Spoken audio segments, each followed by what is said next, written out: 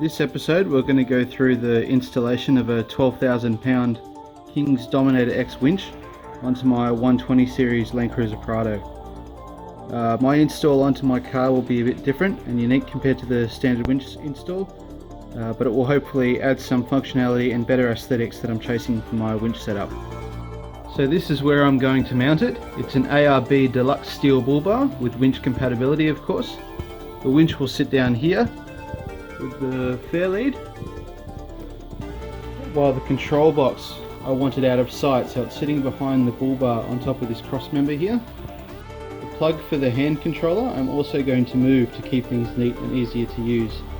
It's moving from the control box to inside on the center console. Here is the Dominator X winch. What you see here is everything that comes in the box, plus a few other parts that I've gathered for my install. So here we have the winch itself with Dyneema rope. The clutch lever is now a dial that only requires 90-degree turns to either engage the clutch or free spool, which is a nice feature. Here is the control box with the attached wiring, all color coded. This isolator switch I think is a bit of a weak feature. A bit of a weak link, so I might look in the future to upgrade that to a more conventional isolator actual switch. You can see here where the hand control plug usually goes. I've just disconnected it from the solenoid so that I can mount it inside the car, which will help to make it easier to use and protect it from the weather. So here we have the hand controllers. So you have the wireless option, so plug that one in, or you can hardwire it. The hand controller you use regardless, you just press that to either turn it into wireless or wired. Instructions and bolts, the winch hook, the fair lead, earth cable, so 1.8 meters of that, and here is the bracket that I've made, which I'm going to use to help mount the control box to the cross member in front of the radiator. The first thing we're going to do is remove the stone guards from underneath the bull bar.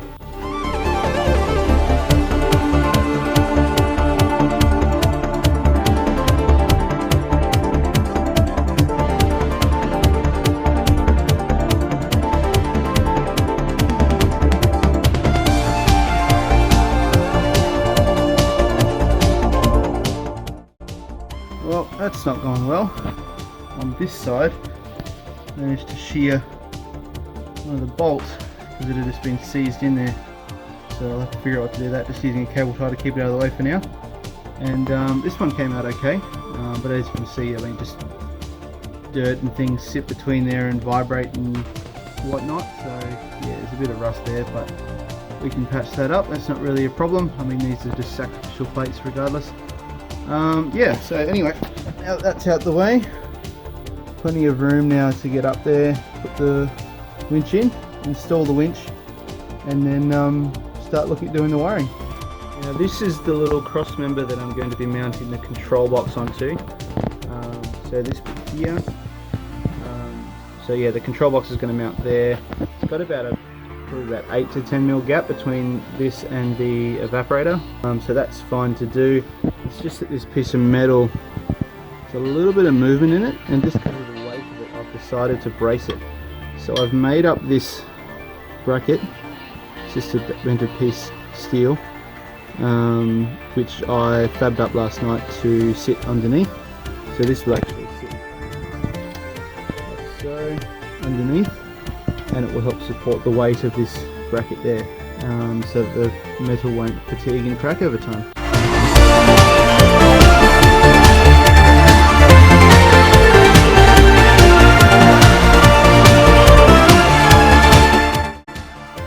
So the winch is in. Took a bit of manoeuvring to get it up and in. Unfortunately, I thought it was easy enough to fit the winch through this gap, but there's just this reinforcing section here which doesn't make it a nice easy lift up. So it had to come sort of up one side and then sort of tilt it and rotate it and get it in there. Now, this predicament. I was hoping to just use the fair lead that came with the winch, which is a 0 offset. So this would mount on those bolts there. Unfortunately, you can obviously see why that's not going to work. Yeah, so my idea was to actually mount this fair lead, drill 2 more holes and sit the 0 offset one up higher. But there's not quite enough clearance between the winch and the bull bar to fit a bolt head. So that idea went out the window. So quick trip to opposite lock in Wangara, and I managed to get hold of this one, which is a offset fair lead, same material, much nicer finish, from VRS. So yeah, that'll be going on, and that will sit, use the same holes, but the hole for the rope will sit a bit higher, so it should all work as normal. Moral of the story, don't try and cut corners, it'll cost you in the long run. Do it properly, do it once.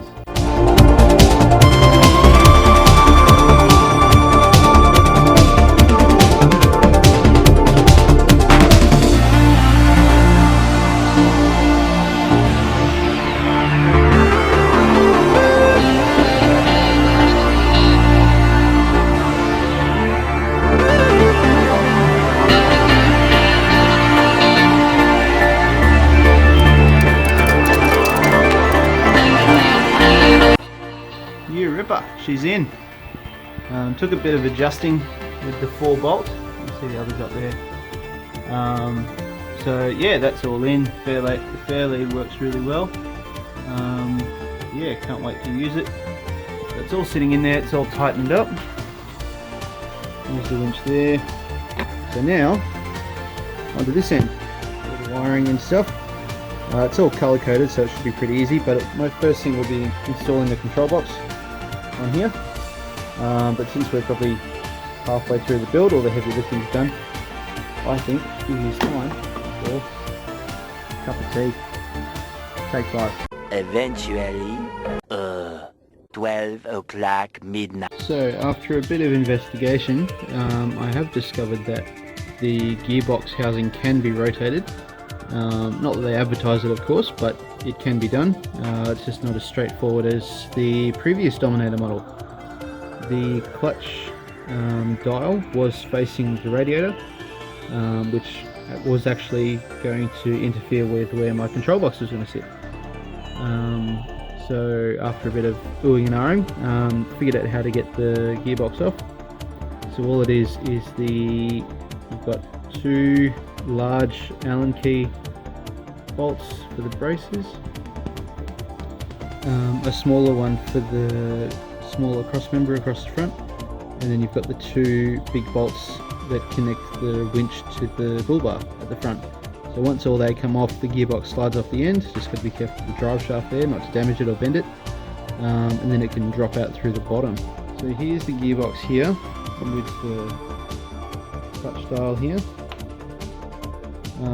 So yeah, once you get it off, it'll look like this. You'll have these Allen key bolts. They're 3mm ones. So once you loosen them and take them all off, you can actually move this whole top housing, and that comes apart and you can rotate it as necessary. So I'll be rotating mine so that it'll go anti-clockwise, so they'll move to there. Put those 10 bolts back down, just clean up the seal a little bit, and then I can throw it back on the winch and it should be all good.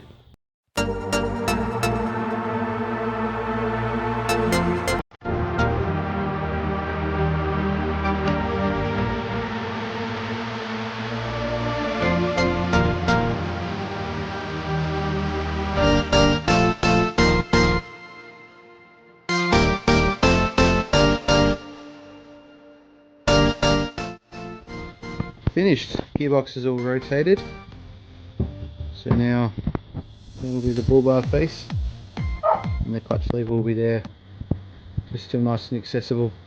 So now just to reattach it back onto the car. the winch is in. The whole body of the winch is secured, it's all in. Clutch lever is accessible down there. Just left-handed action for that one. The control box is all mounted, so you can sort of see there where it mounts there. I've just got 2 bolts there to there, and the bracket underneath. So all the cords. So I've got my 3 main control cords and the earth for the solenoid. They're ready to be bolted on. This one here, and up there, through there, goes around the battery, and we'll go into the cab through the firewall. That will be for the control plug, and then the main power wire just swoops around to keep it neat through the same hole, and that'll connect onto the starting battery there. So nearly ready to give it a go. Yeah, just got to connect all these wires up, get some power and earth going, and then sort out the control plug. Tomorrow. So this is where I'm going to be mounting the plug for the hand controller. More often than not, I'll probably be using the Bluetooth connector, but this is where it's going to sit. Where this 12-volt plug is, I never use it for anything. There's plenty of other sources of 12-volt power I've got for the dash and accessories and things, so this one's not needed. The wire is going to come from behind the glove box, so it'll come through the grommet just behind the fuel filter. Where this yellow wire is going, and that'll be where the other wires will follow as well.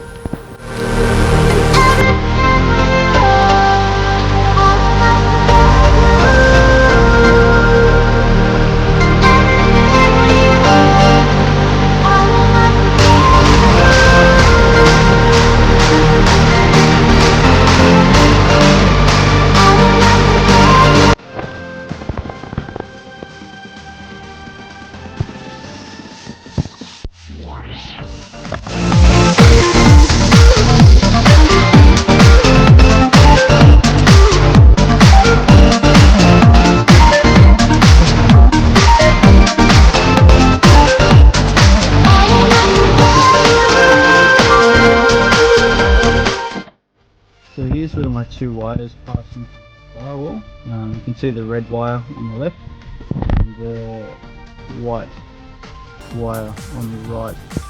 Just because of the diameter of them, I had to split them up, but it's pretty easy. Where the holes pass through, they're actually just grommets allowed by Toyota, and all you have to do is cut the top nipple off, and you can run cables straight through. I will put a dab of silicone on them as well, just to help stop water from getting on the inside. But yeah, so that's all run through. This is where it comes out. Got my 2 cords there. They come from up under there behind the ECU. So what I'll do now is I'll run them behind the fan box, behind the center console, and then they'll pop out where this plug is.